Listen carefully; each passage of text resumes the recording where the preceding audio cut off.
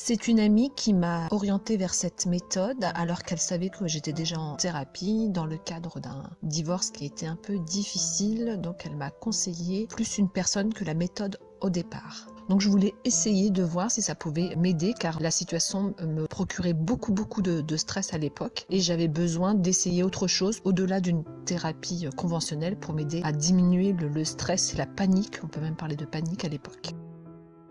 J'ai décidé de suivre la méthode Vitoz suite à un deuil qui m'a déstabilisée, mais aussi au stress, au surmenage, au manque de confiance en moi et à un état dépressif. Cela m'a été conseillé par une personne qui l'avait elle-même pratiqué.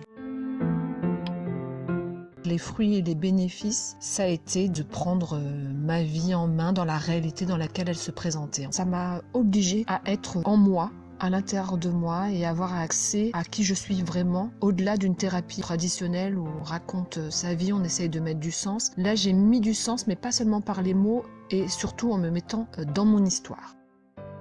En travaillant la concentration, l'élimination, la conscience du ressenti, je me sens plus présente à moi-même, à ce que je vis. Je suis plus dans l'instant présent, je suis plus détendue, j'éprouve un mieux-être et surtout je me sens plus unifiée. Eh bien, je ne cherchais pas du tout ça au départ. J'étais venue pour être aidée dans le cadre d'un divorce un peu compliqué et j'ai obtenu d'autres fruits, d'autres bénéfices beaucoup plus larges que ce qui était prévu initialement. Ça m'a énormément apporté, bien plus profondément que ce que j'avais imaginé et au-delà des exercices vitaux. Je pense que ça m'a donné une consistance que j'avais déjà à l'intérieur de moi mais à laquelle je n'accédais pas.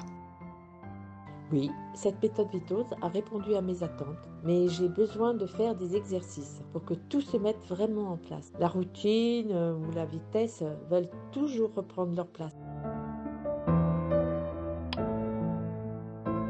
Ce qui m'aide beaucoup, c'est se positionner, se différencier de l'autre, donc être dans sa base, et les exercices de respiration. Ça m'aide parce que j'ai appris grâce à cet accompagnement-là que physiquement je réagissais autant, voire plus qu'émotionnellement parlant.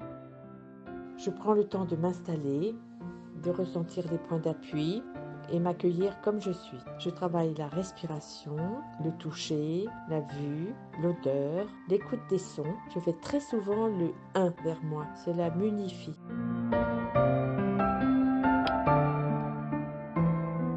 Je ne suis pas sûre que je serais capable de l'expliquer. Je dirais plus ce qu'elle m'a apporté et je conseillerais à cette personne d'aller voir si ça peut lui convenir ou pas. Parce que ça peut quand même bousculer une façon d'être à laquelle on s'est habitué depuis très petite. Au-delà de la méthode en elle-même qui est très intéressante, je conseillerais de s'entourer de personnes très bienveillantes comme ça a été le cas pour moi, dans des moments très difficiles qui peuvent nous faire perdre pied encore plus. À un moment donné, ça se calme et on peut reprendre le cours de sa vie.